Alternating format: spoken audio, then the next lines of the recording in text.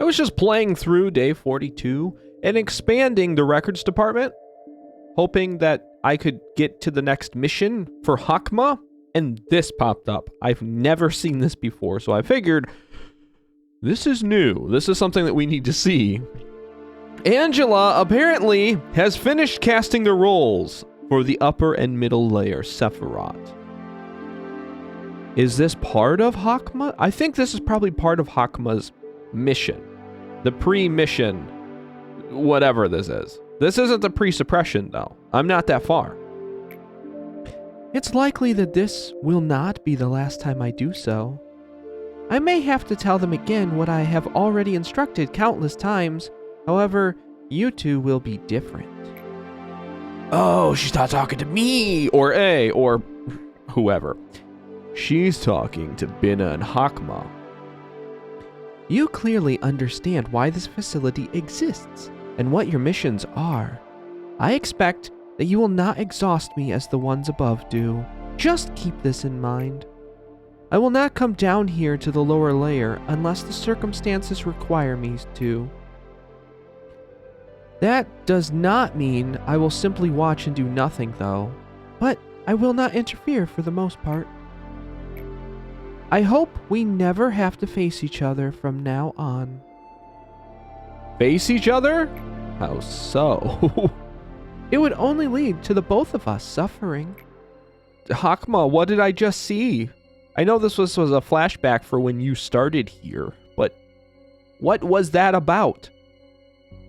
Angela was the best artificial intelligence I had ever known, and you were the best architect that I was graced to meet.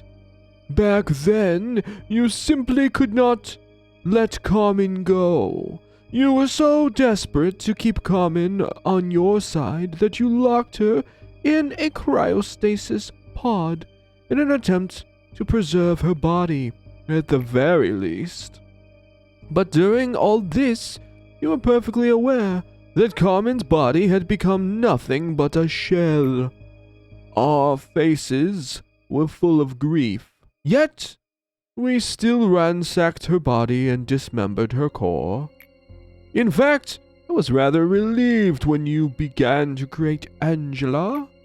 You were wholeheartedly immersed in something, just like you used to be. My fond memories of you. You know, toiling away at the innards of someone else. Oh, how fantastic you looked with those gloves covered in blood. That day, when she opened her eyes for the very first time, I remember you were staring through the laboratory's glass, not setting a single foot inside. You might have thought that you noticed me right away. However, I witnessed you standing there for a long time before you realized I was there. What inner conflict made you hesitate so? What did you think after seeing that piece of humanoid machinery? Who did not display the warm smiles and gentle laughter Carmen had so naturally? I told you, in so many words, that no matter how many AIs such as Miss Angela you created, none of them will ever be Carmen. Now, poor Angela is merely assigned to direct us from a distance as we go through the motions of this play.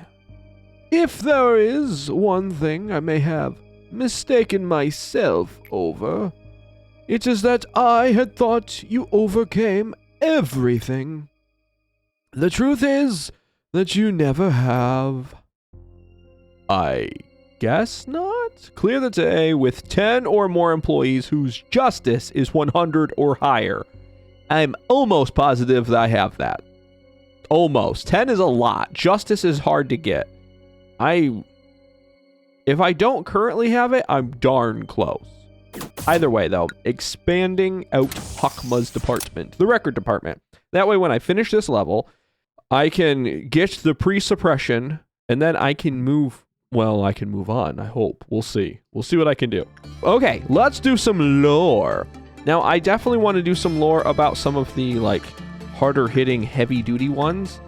I'm pretty sure we read Censored, if I'm not mistaken. Oh, I don't think I've read Censored. Okay, so I'm going to do a lot of the lore with some heavy-duty ones. Any attempts to describe Censored will cause severe mental corruption to both the speaker and the listener. Therefore, it is forbidden to record any depiction of the appearance of this Censored. All audio and written records should be inspected to ensure that such depictions are deleted from them. All work pertaining to this deletion must be designated to level 5 or higher employees. An excerpt from an audio record.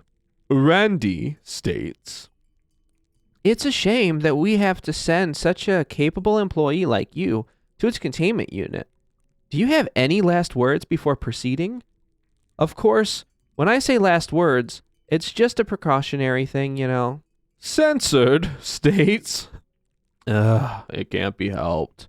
I'm the employee with the highest resistance against cognitive breakdown after all. I've been apathetic towards everything since I was a kid. People often said I lack empathy and wasn't normal, but when I got to work here, my abnormal ability became the key to save everyone. This is something that can never be experienced anywhere else. Oh, they have a purpose. I feel sorry for you. Let me say this again. While it is true that you have the highest resistance among employees, that's only based on human standards. If you begin to suffer from a surge of intrusive thoughts, or you decide to count down from 10, but fail to remember what 10 even is, or feel an uncontrollable regurgitation of vomit or saliva, or if this place starts to feel like somewhere else other than the company, or you suddenly feel insignificant and think that suffocating is your only hope, you need to leave the containment unit immediately. Calm down. If you tell me that one more time, that'll make it 13 times you've said that now. We cannot monitor you in real time. All cameras are off, and your audio record will only be updated after the work is finished. Needless to say, I'm worried about you. Why don't you repeat the instructions I gave you a bit ago? Go in, do the work myself, a company employee, whoever, and observe the work progress, and record everything that happens, even if whoever is in danger. Do not attempt to rescue unless ordered otherwise. Right? Exactly! Now our contact will be cut off in 10 seconds. Good luck and Godspeed to your records. I have no regrets. I'd say I'm pretty lucky compared to the others. At the very least, I get to leave my last voice record. Well, I say last. Only as a precaution, but... dead. Oh, why did it get cut off? All right, your record will be eternally archived and all our fellow employees will remember you. 3, 2, 1, end audio receiving. Randy, that looks just like our from long ago, doesn't it? Oh, I forgot for a moment that only I can see this. Employee whoever who was with me became whoever. It looks like it can even breed. Employee whoever who was with me became whoever. This is just like the process of, I feel a little sick, but I'm good. A small whatever came out of employee whoever's whoever. I can't believe this. Now it's starting to whatever. Employee whoever. Employee whoever is screaming like whatever. The cries, can you hear them? It reminds me of whatever. The sound is whatever. Now I see. This is our whoever. This is the reason whatever exists. This is the worst thing I've seen in my life. Can't even move. Looks like whatever has made me its next target. Soon, I will whatever too. It's getting closer. I put the recorder in my whatever. I hope this record will help everyone. The audio cuts off. Even after we adopted the cognition filter, many of our managers have lost their minds. Half of them gone because of whatever.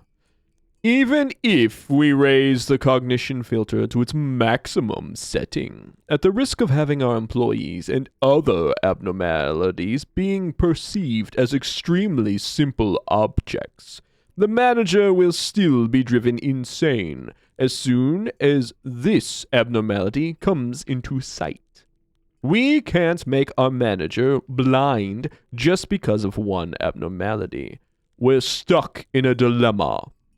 The only solution we could come up with was at the suggestion of one of our employees. It was to cover the abnormality with a great set of sensors and blurring. If a flaw in the system disables the sensors covering the abnormality, we will once again have to sincerely consider how to dispose of the manager. So, I'm guessing that even seeing it over, like, the camera drives us mad? Okay. Well, let's get ourselves into the right frame of mind. If I'm going to consider this from the state of A, or let's even consider this from Angela, because I said I would do that. I'm going to have to consider this from, like, we have our 2 parallel theories, now 3, and all of them are going to have to sort of be framed the correct way in order to try to even piece this one together, because this one is a mess of whoever's and whatevers.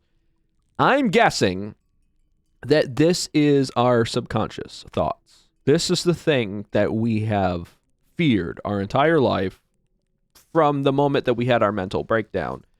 In that this is what we have done, and it is too terrible for even us to look upon. If we think about what we did, if we think about all of the horrible atrocities we've committed as all of the experiments we've done on people, all of the things that we've said to people to lure them into a false sense of security so that they let us experiment on them, and we do these horrible things all in hopes to bring back Carmen.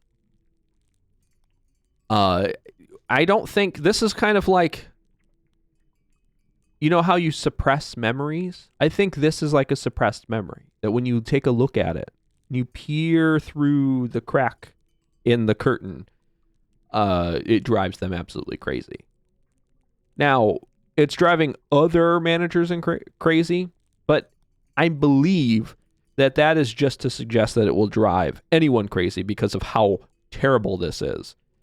So if we look at it, and we look at it as ourselves doing these horrible things, then it's going to drive us absolutely mad. Okay, now, if I think of this more as Carmen, let's say, because people were saying I should frame this from Carmen's perspective because we know all of these come from Carmen. This is Carmen's guilt of the horrible things that Carmen did. And we know Carmen did horrible things. We do. We know Carmen was a better person than A, sort of, kind of. Maybe. Because if you really think about it, A was a scientist who did bad things, but they did bad things for the sake of the bigger good. Carmen, they misled people. They manipulated people. They may not have even done it intentionally, but that charismatic smile and, you know, that calm, warm laugh that everyone really kind of idolizes Carmen for having. To me, that's almost worse. Carmen knew that these people were going to go through horrible things. Carmen comforted them, gave them a purpose, gave them a place. And I think that's how Carmen could kind of justify that to herself. She's like, oh no, this is a place where they can belong. The rest of the world is horrible, and it is. So if they come here, they at least have a shot at a better life. And maybe they do. But there's also mortal peril here. And she knew that these people would come here and be exposed to this danger. Not saying the outside world, because it all seems pretty bad. Not saying that that's much better.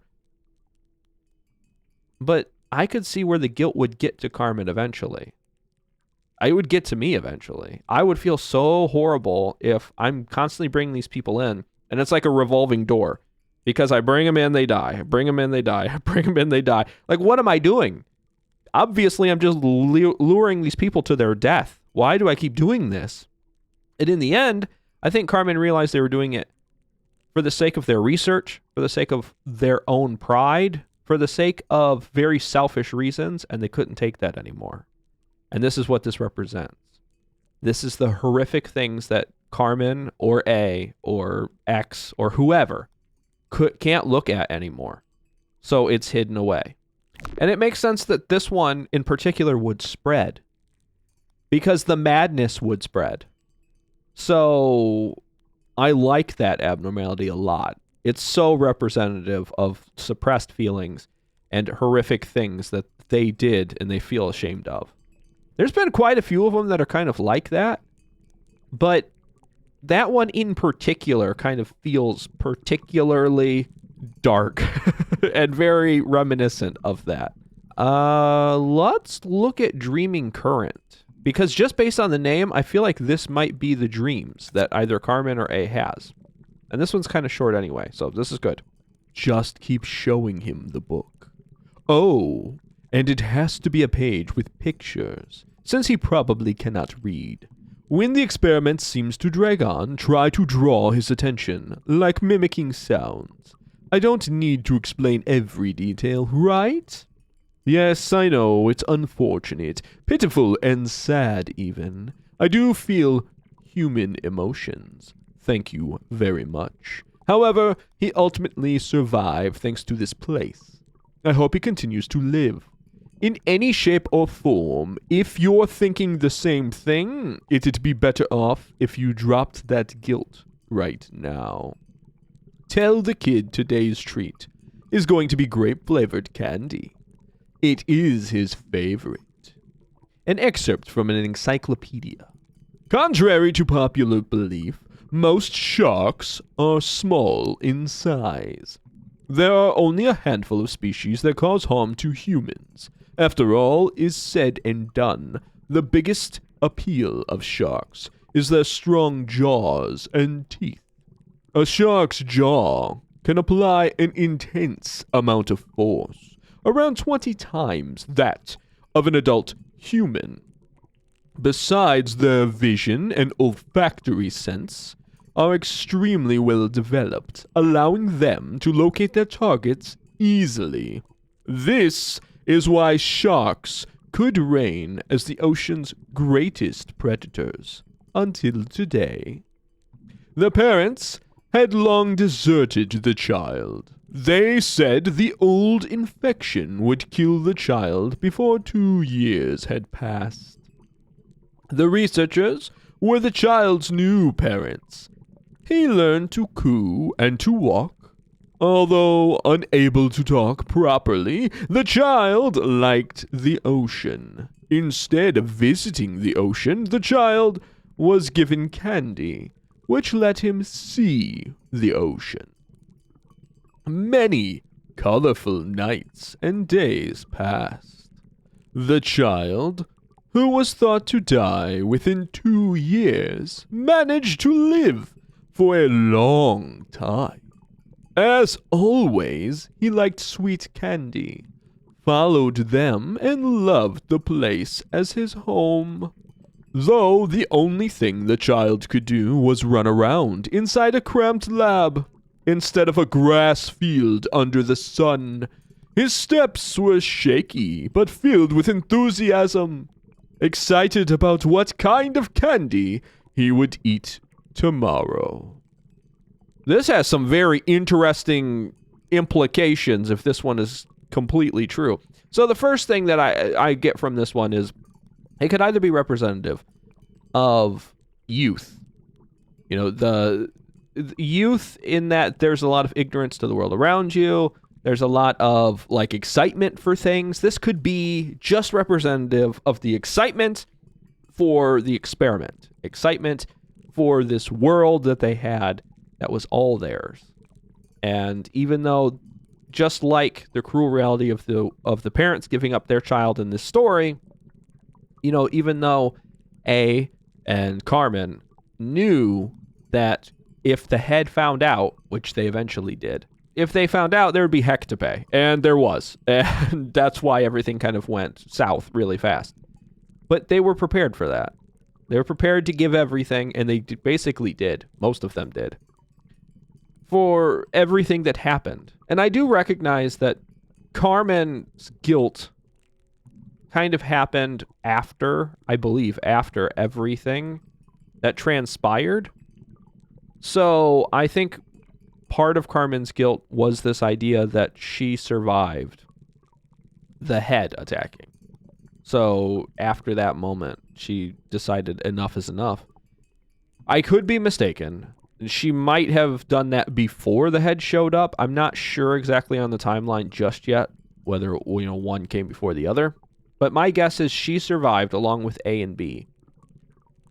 And she saw even the red mist, even Callie, had got in that process. And she realized that she brought all of these people to their doom. Not only that, but there was experimentations done on them. I mean, the guilt kind of just comes flooding in at that point. I mean, if this is representative of the lab, they assumed it would be found out way sooner, and yet the lab survived.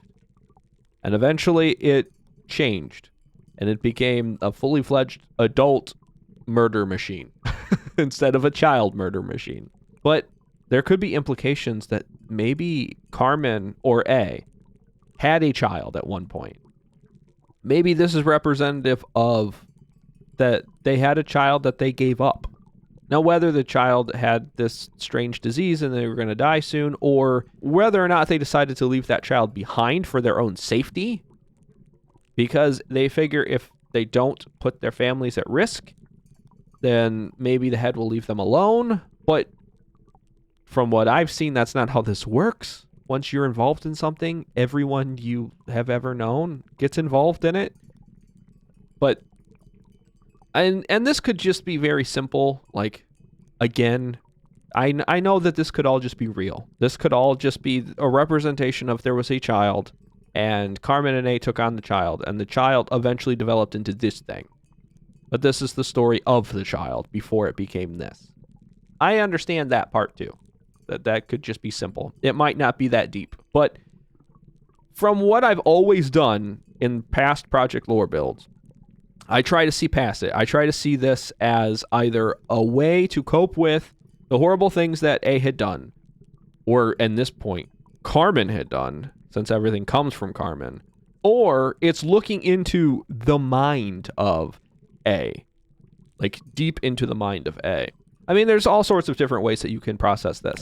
But as of right now, the two prevailing theories is that this is a method of coping with the horrific things that Carmen or A has done. So with that in mind, that's why I'm phrasing it this deep. Why I'm seeing it as something that's not necessarily just, okay, this is a monster that was from a person, but I'm seeing it as there could actually have been a child. It might even have been a child with A and Carmen. They might be their child that is being remembered here. I don't know. I really don't know what kind of relationship they had, but it seemed very professional. Carmen seemed like the person that was super friendly to everyone, so it doesn't seem like that. That would be, I believe, probably the biggest stretch I could ever imagine. That it's a child between A and Carmen. But they could have a kid outside of their own relationship with someone else, and that's what that could be representing. Okay, let's figure this out. I think people said this one was going to be important too, so perfect. Either that or people just meant that the weapon and stuff was going to be really good. Either way.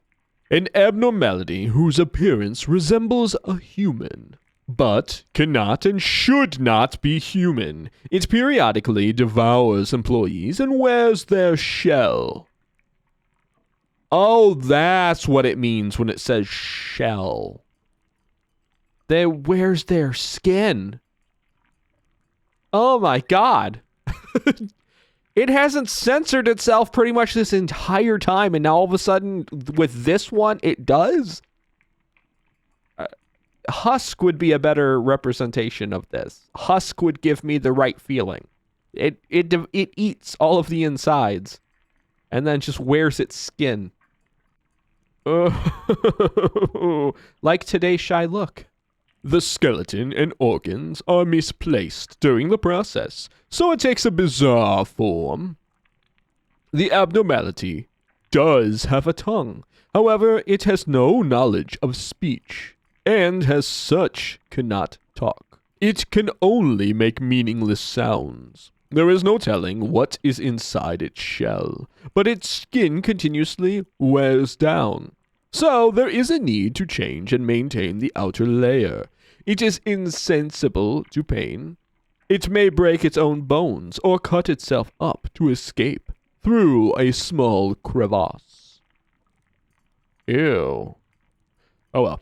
Bit by bit, we discovered that this abnormality may be evolving. It demonstrates behavior similar to the character of the person who used to be its shell. It even makes attempts to equate itself with human beings. When it escapes, it wears the skin of the person it killed and mimics them. Then, without any sign or forewarning, it reveals its true second form. In its true second form, its resemblance is much similar to that of humanity in comparison to its earlier form. The new form is confirmed to possess bipedalism, properly aligned organs, and the addition of greater physical strength. All the employees are afraid of this form. If it has been confirmed that it has escaped and stood on 2 feet, there is only one thing you can do. Straighten up your posture, gather your hands neatly, and pray to whatever you believe in, and observe the situation as it unfolds. It is quite a sight, after all. Excerpts from the counseling log. Just like how we observe abnormalities in employees, nothing there observes us. When it puts on the shell of an employee and thinks of itself as the employee that just died, the sight of that thing eating one of us is horrifying beyond words. Just trying to think about it might drive me mad. Heading to its containment to check the state of its shell is a toil on your mind, too. Imagine that a colleague of yours who you just chatted with just a few days ago is now sitting in that room, neck snapped, guts exposed, walking on all fours, drooling like a beast. That's not all, though. When I was still a new employee, no one else was willing to enter its containment unit, so I was forced to go work with it. It looked even worse than it does now. It was in the shape of a horribly deformed human. What's worse? Tried to mimic humans, doing stuff like looking into a mirror, mumbling to itself, or trying to fix its skeletal structure. It's as if it was trying to mimic us. Who knows? It might get good enough to casually walk among us one day. Warning. Only employees level 3 or higher are permitted to read this document. This recording is of a call from the containment unit's emergency phone. Phone systems are installed in every room of abnormalities of risk level E or higher to enable quick threat response. Employee 1. Please pick up, please pick up, please pick up, please pick up. This is the containment unit of nothing there. Emergency response department. Hello, this is the emergency response team. What's the problem? I need a stun gun right now. There's an emergency happening right now. Can you please specify the reason? The abnormality! The sounds of something breaking can be heard. It's ripping up the employee. Excuse me? It's killing my colleague. We'll respond immediately. Please identify the employee being attacked. It's a... Wait, 1 second. Their names... Redacted. Control team, I'm redacted. Also, control team. Confirmed. What's currently happening to your colleague at this exact moment? Yeah, just please hurry. We need a weapon to control the abnormality. A loud noise can be heard. Presumably, the scream of the colleague. Oh God, this is... What's happening? The abnormality is attacking my colleague. It's literally ripping them apart. I can't do anything. I repeat, we need a weapon to control the abnormality. The emergency response team has already been dispatched. They'll arrive shortly. Redacted. What's happening now? Is it still attacking your colleague? Yeah, no. I think it's done now. Has it stopped attacking? No, I mean, my colleague. He's dead. Yeah, he's dead all right. How can you be sure? Well, it's because he looks... Well, he's... Has he been ripped up somehow? What body parts are damaged? All of them. Oh, God. An excerpt from a counseling log. Presumably from employee 1, because God knows you're going to need counseling after that. We can't just treat it like some dumb, scary monster. Even now, it could be strolling about wearing the shell of someone we know. This abnormality is becoming more and more like a human. Its transformation is getting faster, too. I get goosebumps just thinking about it. If the time comes when we fail to recognize it, that will be the day the company falls. We must stay ever vigilant when dealing with this abnormality. The following is a recording of the abnormal behavior an employee exhibited in their last moments after they became a shell of nothing there. Employee 1. Manager. Man, you've been looking for the manager for quite a while now. You've been acting really weird today, you know. With that weird smile and all. Anyhow, I sure hope we get pasta in the cafeteria for dinner today. I'd love some of that with thick bacon. Pasta with bacon? I don't know if that sounds good or bad. I get it. Employee 2 is definitely the creature, definitely lost their mind. Employee 1's acting pretty normal. They're smiling because they realize employee 2 is definitely gone. Oh, we just got an emergency notice. It says the last employee to work with nothing there should get to the counselor's office immediately. Wait, wasn't that you? Hey, say something. Manager! The second employee proceeded to take immediate action upon hearing that. However, nothing there tore out of the shell of the first employee, revealing its beginning form. The recording only includes audio files. So, what exactly happened, or what kind of behavior the employee exhibited, still remains a mystery. The shell, with nothing there inside, tries its best to mimic the behavior of the employee it tried to kill moments ago. The actions of the last employee it eyed, their final words. Those sort of things. And the many shells cried out one word. Manager. Oh my God, that puts way more perspective on it. The reason why it keeps saying manager is because that's what the last thing everyone says is. They're screaming for help from their manager. Oh, I hate that. Because it kind of puts in perspective, like when we mess up, these people are desperate and they're screaming for our help and we can't help them. How can I even unpack this thing? Well, the first thing I can think of is obviously this thing mimics humans. Now, again, we're going to be looking at it from A and Carmen. Keep that in mind. Both of which I believe got super jaded, especially by the whole world. The whole world is, at this point, very jaded. It feels like. This whole place is crazy. So they put on this air. And I think we all sort of do this, is if you're surrounded by a group of people and you know this group of people act a certain way, you're more apt to act a certain way. So like fit in. So I think this is kind of what this represents, is this is like Carmen and A trying to fit in to their community of other scientists, of people who consider them as friends, even if they don't necessarily consider themselves as friends, and to try to act normal. And they realize that they're not. And there's nothing that they can do about it. They keep trying, but they're just not. They'll never fit in. They'll never be... until they learn to be these perfect people in their mind. And to mimic what other people do, they'll never be human enough to socialize with people, to fit in. And that's sad. It really is. But I feel like we can all sort of relate to that. That we all kind of have those moments where, you know, we're looking at everyone and thinking, boy, do I stand out? Like, my face looks different than everyone. My hair looks different than everyone. I wear different clothes than everyone. Is this okay? Should I try to fit in more? Should I just be confident in myself? And that's why it's an absolute mess.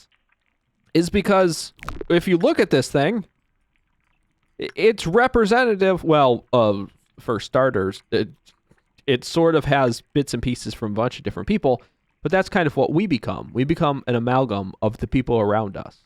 Our families, our friends, the people we work with, the people we go to school with. They all kind of get bundled up into who we become. Most of the time. Some of us, and I applaud people who are like that, are confident enough to just be. Who could not be influenced by the people around them and just are. And people like that are absolutely amazing, but I don't think that's what Carmen or A was. I think they thought they were. I think they thought that they were confident enough. They were good enough that they could do this. And they weren't. And that's what this represents. This represents the amalgam that was them. And they were trying to piece it all together, figure out what part of them goes where. Because if they could figure that out, then, well, they could not only be better at their jobs, especially in Carmen's job, where Carmen, it seems like Carmen's main purpose was to bring people in. So not only could Carmen be more charismatic and feel like she belonged to everybody, but also they would be just better people in their minds. Because they wouldn't be this weird thing, this amalgam of all this stuff. But I think what they forgot is that you can't be you and also try to be other people. You just have to be you. And sometimes this is what we look like. We're just this bundle of mess. And that's okay. That's what everyone is. Everyone is a bundle of mess. That's because we're emotional and social creatures. And we respond so well to the exterior things. We become this big bundle. So I think that's kind of what that's supposed to be representative of. So this is, I believe, what people were talking about. I could go here and read about the different abnormalities. So somewhere in here, there is the Plague Doctor. I wanted to read about this one a while ago, but I couldn't quite figure out where this was. So I wanted to read this one. I've been wanting to read this one, but I most certainly... Oh, it's a tiny one too, which is perfect. Let's learn something about the Plague Doctor, shall we? This is the infant stage of what we have lovingly come to call the White Knight, or I guess it calls the White Knight. I call it the deformed fetus with weird powers. That's a long name though, so forget that. The Plague Doctor, however, wears a black fedora and a beaked mask. Has huge black wings instead of arms or legs. It is capable of human communication. Though it prefers to talk very little, it came to this facility by itself, claiming that the world has contracted a dreadful disease only it is able to cure. We could not find anything about this disease it refers to. It seems to like treating employees when they are injured or sick. It shows satisfaction when helping others, and it seems quite sympathetic and benevolent. Even after a week of observation, we found no aggression, violence, or attempt to escape. Only contributions to the assumption that this abnormality is eminently gentle.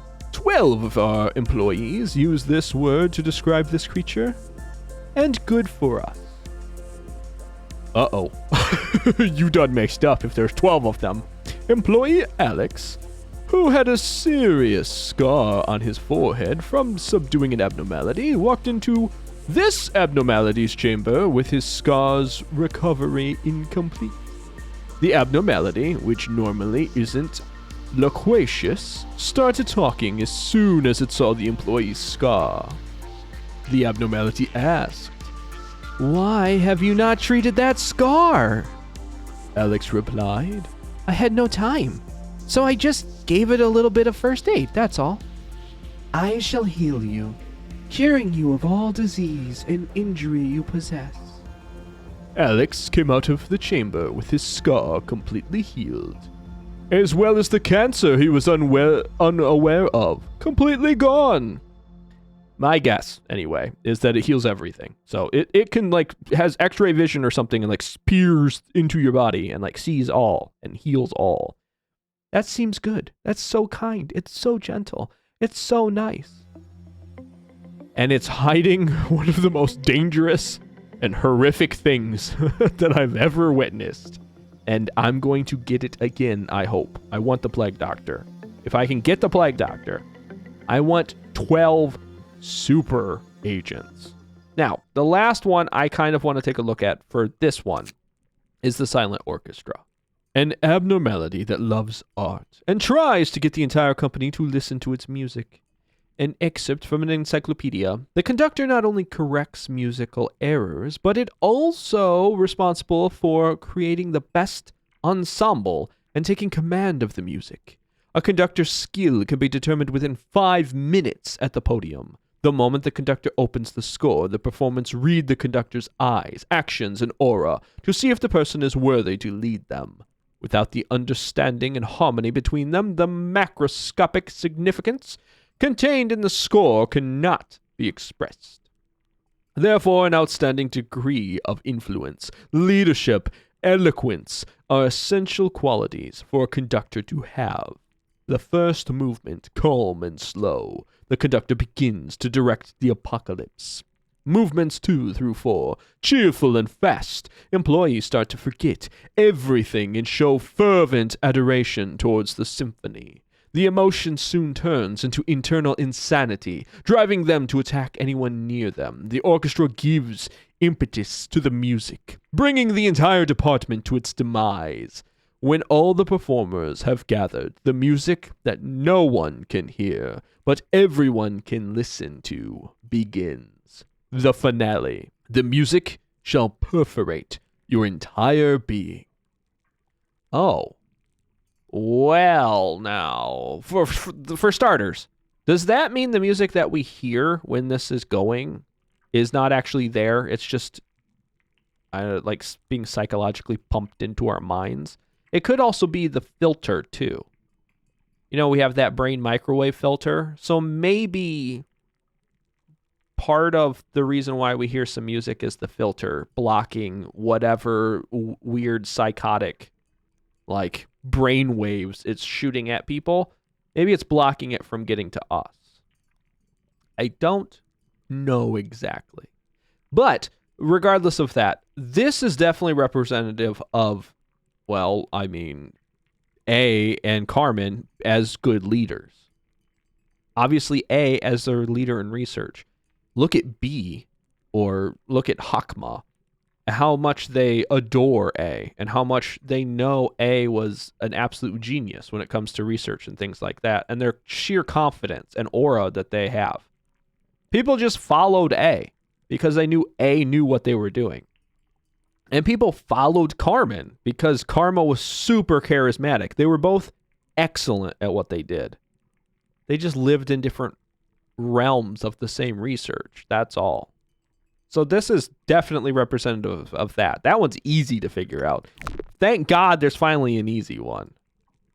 Now the only thing I have to do is finish up this day because we have 10 out of 10 justice. If I needed to, I could have just pumped somebody's stats up a little bit and we could have finished it that way too. But this is simple. Just going to finish up this day. And in fact, it's over. I'm not doing any more work because the Silent Orchestra is about to go. And I could, I guess, let it go, and I could repress or suppress it, and then I could do another job with it, and then I could get this weapon, but I think I'm better off just kind of letting that one go, because I'm risking a lot, especially since we're so far in. I've dealt with most of the day. I guess I don't really necessarily have to be afraid of it. The only thing I'm worried about is I haven't peeled off enough clerks. And I'm worried that all these clerks are going to get got, and then it's going to send off army. And I don't really have the bullets to do it. It might be worth the risk. See, I don't know if I'd take the weapons with me either. I have a ton of olive weapons. It would be nice to have one more. But that doesn't necessarily even guarantee I'm going to get to keep them. So instead of doing that, I'm gonna buy what I can, and I think I'm gonna call it. This is it. This is the one. This is definitely Flashback. Oh, hey, everybody! I recognize all of you, so I'll do my best. I'd advise you not to be so languid. Is it okay if I do this? Hey, don't worry too much about it. You don't find a professional like me often. Aw. Oh, Carmen? What's up? Oh. Angela? What? What are you doing here? This is flashback time. My greetings, eh? Oh, so Carmen did happen before all of the events of Binna. Ooh, that puts another spin on things. I've already been through the lore stuff. I'll have to save that one for the next one, but because Hakma is now taking center stage. The moments I have just made you witness are no longer merely scenes of the past. They could be the present, or even from the future. There are people who once loved you, and there are employees who think they are happy here. There is also Angela, a cold imitation of Carmen. Is this not the heaven that has burrowed into your mind, the place you've been yearning for? In this place you are no less mighty than God himself. Even death finds no meaning here. So, I plead with you, will you not be satisfied already? We are so desperately continuing to exist, even if it means living like we are now. What right do you have to turn everything to ash? Furthermore, it is clear this story has no need for an end. Think about it. All the work that you have done, is it truly a consequence of your own choices? You never were ready. You were not prepared to accept her death, so you created a being wholly shrouded in a sense of loss. And now, you're just struggling to move forward, blindly fumbling along the obscure trails of your past deeds. Throughout this entire process, you were never sincerely willing to do what you did. So please, I beg you to go back now, before I make you. I will not turn back, mainly because I don't have a choice. Look at you. You are proving me right. You are not at all honest with yourself, even in the gravest of choices you must make. Even if I were to send you away, you would likely return to me after having yet another fresh start.